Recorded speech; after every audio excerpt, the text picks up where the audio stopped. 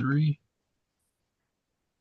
Hey guys, what's up? This is Skyo with another episode. Today I have a very special band for you guys to meet. They are, gentlemen, introduce yourselves. How you doing? This is Agent Dead Hour of BlutMåne. I'm the singer of the band. Yeah, this is Agent Red Hook with BlutMåne, and I am the guitarist. And I'm Agent Dark Void with BlutMåne. I am the drummer. Now, what is really cool about this, folks, is this is the first time in history all three members are actually physically talking to each other and seeing each other. So that's pretty badass. I'm actually going to say that's a surprise for me. But this is awesome. I'm glad all you guys actually get to see and talk to each other now. Yeah, I absolutely. didn't expect Agent Dead Hour to be so fucking ugly. What the fuck, man? Damn. Well, okay, I'll take that. It's always the vocalist. Always the vocalist. So, guys, tell me a little bit about BlutMåne. I probably said that wrong, didn't I? No, that was right. That's okay. So yeah, BlutMåne is No, go ahead. I'm sorry. I didn't mean to cut you off. sorry, man.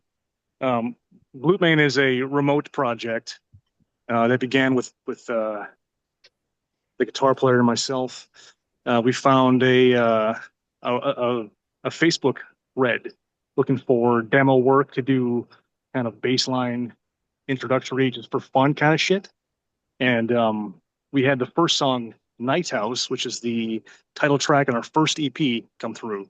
And that was just a guitar demo, and we had a drum machine at that point. There was no bass on that, I think. It might have been a bass on it.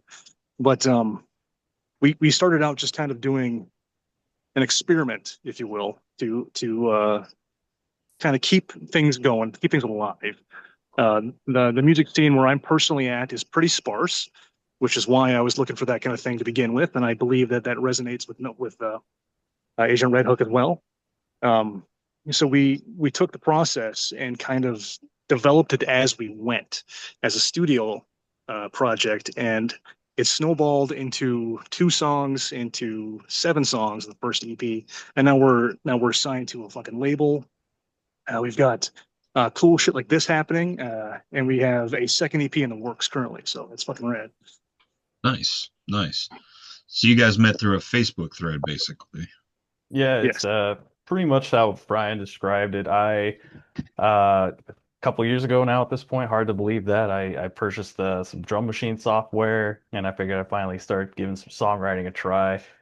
And then I can't remember what the group was on Facebook, but I posted something looking for someone to do some vocals after I had the song the Night House demo ready, and then Brian said, "Hey, I'll do some vocals," and we exchanged some auditions, if you will, and we just kind of went from there. And as he said, snowballed into what we got going on right now. Okay, cool. Agent Dark Void, how did you get involved? Yeah, so the first Night House EP was just these 2 guys working with the drum machine. And then, so I'm here in Minneapolis. I was in a project, the Rat Castle Jazz Ensemble, that was like a indie pop group. And they disbanded, so I was looking for, just looking for work, looking to keep playing, because it's, it's what I love doing. So I posted on Craigslist saying, "Hey, drummer, looking for another project." Put some examples in there. I was in a metal band before as well, and then these guys found me and reached out and said, "Hey, we're doing some metal with some cryptid vibes, some X-Files type vibes," and I was like, "Man, that's right up my alley." So, and I'd like to give. I've always been a fan of the more extreme metal, and I've always wanted to challenge myself with the drumming that's required for such music. And so I was like, "Hell yeah, let's do it." I feel like the vibes fit, and was happy to join up. I definitely will say that the style of black metal you guys bring forth, it's very atmospheric, it's very moody. It clutches you and it holds you, and it's something I really like and I really strive for when it comes to modern day black metal. Um, you guys set a vibe and a tone with each song, and it's pretty fucking awesome. I don't most of these black metal bands that come out these days, you know, you have to forgive me. I don't really give them much of the time of day. But when I hear something like you guys, you know, when I put the post out there, and I believe it was Agent Dead Hour who messaged me about it, and we talked, and I heard the music, I was like, okay, definitely got to interview these guys because you guys, there's so much going on in your songs. It's like every time I re-listen to the song, I'm finding something different that I missed the first time I listened to it, and it's to me that's awesome. I love that about a band. So I'm not going to compare you guys to anybody because I don't know many bands that are doing what you're doing and the way you're doing it as well and being successful at it. So there's some definitely great chemistry between the three of y'all. I'm disappointed you don't have a bass player, but that's okay. Nobody needs a bass player sometimes. I'm kidding. Kidding, of course. A dime a dozen. Pretty We'll find much. Yeah, you know, we might find a bass player pretty soon. Actually, I got a couple contacts I'm talking to, so I'm thinking hopefully we can get some human people going on. And see what I'm saying? I'm being fucking scoped by this goddamn these pose out here. I think. But we're gonna find some human people, and hopefully we want to evolve out of a studio project into a live thing, and that's going to be a very complex situation. But it's in the works. Okay. Okay. So I guess we'll start with Agent Red Hook and we'll just work our way down. What influences did you have coming into this project? What bands were inspiring you? Oh, wow. I mean, I guess I can kind of start at the beginning. You know, as an angsty teenager wanting to learn guitar, I was into like Slipknot, Disturbed, stuff like that. But I quickly grew away from that and started listening to some Decapitated and Arch Enemy and such in high school. And that just kind of, you know, spiraled into listening to Immortal. And then I want to say 2020 is when I stumbled upon the band Oculus, and that group is a huge inspiration for why this whole thing came about. I just love that Oh, Wallace sound, atmospheric kind of like in your face type of music. nice, nice. Oculus, you get a star for that one. Mentioning them, I don't hear their name that often where I'm at, so I give you a gold star for that one, buddy. Appreciate it. Appreciate it. I put it right on the guitar. Agent Dead Hour. Yeah, you know, it's for BlutMåne itself. This is my first time being a vocalist in this kind of metal as the primary role. I've been a guitar player for a long time, so all of my influences are things that don't really relate to this per se. But for as far as specifically for BlutMåne's records, the main inspiration that I draw is primarily Legion and Mortis from Marduk. Good So like choices. Noctis, Nocturne, and Night of the Long Knives and all that shit, and those are the Unlight and so on and so forth. I gotta move my spot. I think I'm gonna get arrested, but I'll get fuck out of here. That'd I, make I, for feel, good entertainment. I feel Yeah, like there Dead you Hour go. has a very unique vocal style compared to a lot of things that I've heard in the past. Nothing quite like it, you know. I Man, yeah, personally enjoy it. when we're creating songs and we've got the instrumental done, we shoot it over to Dead Hour to add the vocals. Man, it adds a whole other layer of brutality and just creativity. Yeah, I Thank really you. dig the vocal style. Nice. And I agree. Um, The vocals are pretty fucking amazing. Um, Thank you. very there's a lot of emotional depth in your vocals. So I will have to definitely tip my non-hat to you. Um, and I like that a lot. Like I said, there's so much atmosphere. It's like a thick fog that just engulfs you while you're out in the woods out of nowhere, and it just comes all of a sudden. I don't know if any of y'all had that experience. I have. It scared the living shit out of me. But that's how your music sounds to me, not the scared part. Absolutely. You know, to touch on that, not to toot my own horn, but to touch on that concept, the whole idea behind the energy I'm trying to put forward is kind of like predatory and there's a overreaching theme of predation in all of the tunes, all the songs, all the topics are kind of that kind of thing.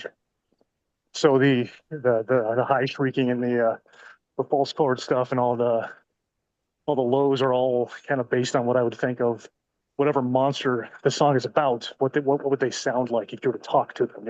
As obscene as that or absurd as that idea would be. Okay.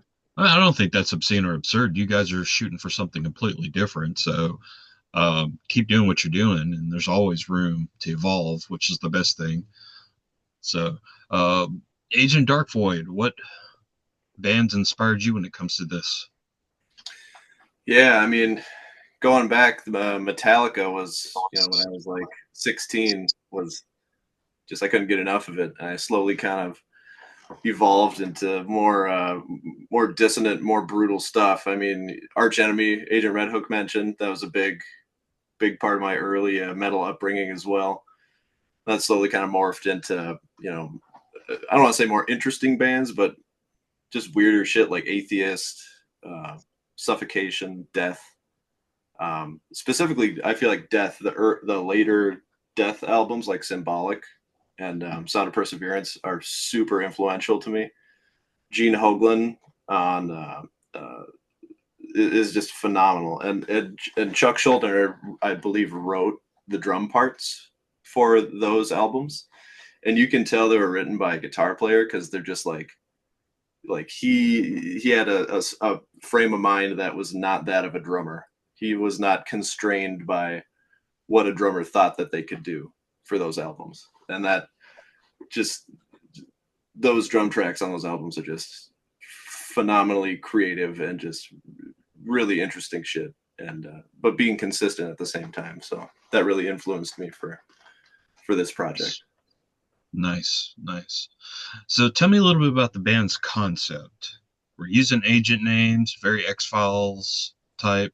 So can you guys elaborate a little bit on the Yeah, sure. concept? So essentially all that business is like flavor text, right? It's not necessarily the primary goal. I wouldn't say there's any real agenda, though there are some deeper layers that are available to those who would be able to decipher the cipher codes that are embedded in all the lyrics. But that's more of like a nerdy for fun thing that I personally do and add to it for one layer. But that ties into the band's branching theme, which is essentially that there is this government agency that is unbeknownst to the public, and within that are several employees who find this information, this data from the predecessors, and it's documentation from real occurrences, from real things that have happened, tragedies, murder, assassination plots, so on and so forth, that are hidden in the media of film. So you would see all of these old movies, and the kind of the scheme of the plot is that these old movies are actually real events that are just like hidden secrets for the public to find. And there's like psyop kind of shit going on a little bit, but nothing too crazy. But these fucking agents. Sorry, I'm kind of walking around. I'm trying not to get arrested over here. But these agents find this information from the prisoners, and then they continue the work, and they're making these new videos to get the truth, quote unquote, out there to the American people. And the entire lyrical concept and all the shit for the first EP, Night House, is this branching epic of several different creatures or monstrosities or things that have happened, and it just kind of poetically doublespeak says the truth of what's going on. So that's kind of the idea. It's called the USDAP, which is the United States Department of Anomalous Phenomenon, and we're essentially agents within that agency, and that's kind of the bread and butter of what's going on for that guy. Okay, that's pretty awesome, actually. I like that idea a lot. I like how you guys think outside of the box. Yeah, that Thank that you. concept that was all Dead Hours being doing. I thought it was such a neat and interesting idea of each song being its own kind of X-file type of thing that we just roll with it, and it's working out pretty well. So Yeah, you fun. guys, so what about your second EP? Is it the same type scenario, or is there deeper meaning in the second EP? EP number two has a similar continuation of the characters in the story, though the world building and the plot isn't necessarily the primary focus. Like I said, it's still kind of in the background for a fun kind of deal, like an extra little layer for people to get into if they want to. But EP number two is tentatively titled Neogath, or Neogath, however you pronounce that old ass word, which is a town in the Bible who was the essentially the military adversaries to the Christian armies and all that shit. So it's just kind of like a neat thing to say for now, and that'll branch into more interesting stories as they unfold. Nice, nice. And you guys got signed to a label. How did that happen? That wasn't meant to be disrespectful anyway. I'm just curious how you guys got signed. Not saying like who the hell would sign these assholes. No, it was shortly after I registered the band on Instagram, and this label, Gutted Records, was looking for any kind of roster mates, I guess would be the best way to put that. And I just reached out to them and said and asked, hey, what would we need to do if we were on your roster? And they sent us a couple of things, and yeah, it basically just kind of happened like that, really. Nothing Nice. super crazy, nothing like that. You didn't have to sacrifice a goat and do some kind of weird dances in a Oh, I'm not circle. saying we didn't have to do that. That's normal for black metal. I mean, come on. I like that. Um, so are you guys working on another EP, or is it going to be a full length?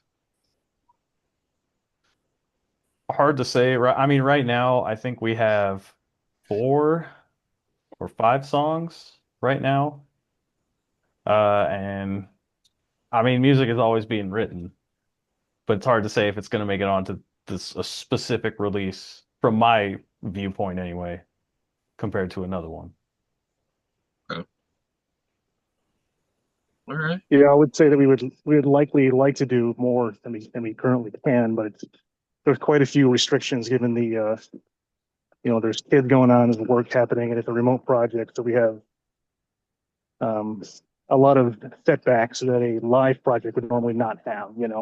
If you have a set time to get together once, twice a week, maybe 3 times a week, whatever, you can definitely have an easier time organizing and producing and moving the truck down the road quicker. And now it's all for us, it's all remote kind of shit. So it's based around our free time, unfortunately. So I think we would collectively like to do a lot more than we currently are, but it's difficult to really have a set amount of time, which is why we are focusing more on singles and EPs. And that's understandable. Now, would you guys prefer to be remote, or would you actually prefer everyone to be together? Because I can see the advantages of both and the disadvantages. Personally, I Well, think writing wise, it's kind of a double-edged sword. I mean, usually I just bring a few riffs to the group, and then um, Dark Void will come up with some drum parts, and we'll kind of just go from there. And then usually once the whole instrumental is finished is when Brian, or I'm sorry, Dead Hour will start putting some vocals to it. you just say the name, man. You already broke that lid. It's fine. And it's online anyway, too. So, whatever. But Can't I break it. honestly, I've personally have never been in a band, like an in-person band. Nobody in my high school was dedicated enough to their respective instruments. So this is kind of my first go at it, if you will. Okay. So I mean, jamming in person would be pretty awesome. And I Yeah, feel like a lot of these songs will bring a lot of energy live. I could see that. I could definitely see that. I bet you guys would put on one hell of a live show, especially with the theatrics that your music brings as well. That would definitely be one pretty kick-ass show, honestly. Yeah, there are plans involved that we can maybe eventually get into, but um, just like logistically speaking, being a live project is a lot more efficient. You have a lot more opportunities. You have the face-to-face kind of thing going on. And a remote project essentially only has social media or whatever you can find online, which is it's fun, but that's just what a normal band would do anyway on top of the live shit. So I think as far as like being a functional project, it's a huge setback to not be together as a full band. And not only that, there's also the like artistic integrity that happens when you have people actually in a room and you have the creative input kind of evolving in real time. And when you have minds together all thinking at the same time and not kind of on their own thing, things will they'll be enhanced. They'll have more texture, they'll have more depth, and it happens so much faster. So I think it's really unfortunate, but it kind of is where we are. Understandable. And, you know, all great projects take time. Um, Not every band has the luxury of all the members being in the same place, same ones. Um, Me, honestly, personally, I would prefer to be in a remote project myself. Now, the way things are, having a family, it's just to me, it would be much easier. You know, you send me a track, I'll put some bass to it or something, send it back to you, and then at the end, send it to this guy, send it to that guy. When it's all said and done, to me, with the way things are and having families like most of us do, um, it's just to me it makes the most sense. I know a couple of bands that I'm friends with that do that, and it works out great for them. They play like maybe 10 or 11 shows a year. That's it. That's the whole time those guys ever see each other in person. Um, but it works for them. They're successful at it. I don't see a reason why it wouldn't be successful for you guys as well. Especially with, you know, it's hard to believe how much you guys bring to the table too. I swear to God, I thought you guys would be in the same area. Because it doesn't sound like a remote project whatsoever. It does not sound like one whatsoever. Yeah, Thanks, I'll man. say that. Oh, go ahead. I'm sorry. I was going to say, I feel like that happens when you get three musicians that know that like listen to each other musically. Like I feel like we're all aligned on what the sound is, and we're able to make it cohesive, even though we like never talk verbally to each other. It's all over text, you know.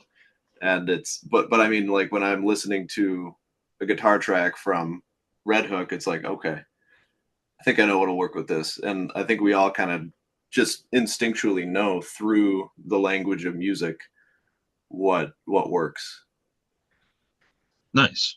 Nice. Yeah, I'd say, we all have an input on arrangement, especially Dark Void being the drummer, he comes up with the flow, and then Dead Hour also comes out with some of the flow, being a guitar player as well. But I will say I feel it's been really great. We haven't really had any huge issues being a remote project. We've all been clicking really well with everything so far. I look forward to hearing the new EP. I can't wait till you guys put it out. I love the first two, so I can't wait to hear the next one. So that's your guys' future plan is work on another EP and then hopefully get you guys live. Yeah, more or less. That More or is less. the ultimate goal. And get a bass player at some point. Hopefully, yeah. Not for nothing though. Malcolm's pretty good at doing bass himself, so we kind Oh, of don't need it really, but for live, you would have to have somebody else too. oh yeah, for sure. And maybe even like one more guitar player too, because we have a lot of like layered things going on left and right, and it's hard to do ambiance with just one guitar player. Understand. Well, guys, is there anything else you'd like to say before we end the interview? Oh, that's it, huh? Shit, probably, but I Just can't think of anything. thanks for having us. I mean, it's pretty sweet. This is first time doing something like this personally, so this has been Yeah, good. also first for me, I'd like to say thanks for having us on as well. Oh, thank you guys for Been your great chatting time. with you. when your next EP drops, I'll have you guys back on. We'll talk about it for sure. Awesome. Sounds like a plan. Mr. Hell yeah, Deadhour? man. Yes, sir. That sounds great to me. All right. Well, guys, once again, thank you for tuning in. I'm going to chat with these guys a little bit after the interview because they're very interesting individuals. Make sure you check them out. They're on Facebook, correct? Instagram, Bandcamp. Yeah. We have Yes. all the relevant socials and all that streaming business. Hell yeah. So please like and support, especially a black metal band like this. You're not going to find anybody else quite like this. And I will say that with a bold statement. And if you don't agree with me, fuck you. I don't care. I'm too old to care what people think anymore. Well, thank y'all for tuning in. Make sure you support the band. Most importantly, y'all have a great one. See you on the next adventure.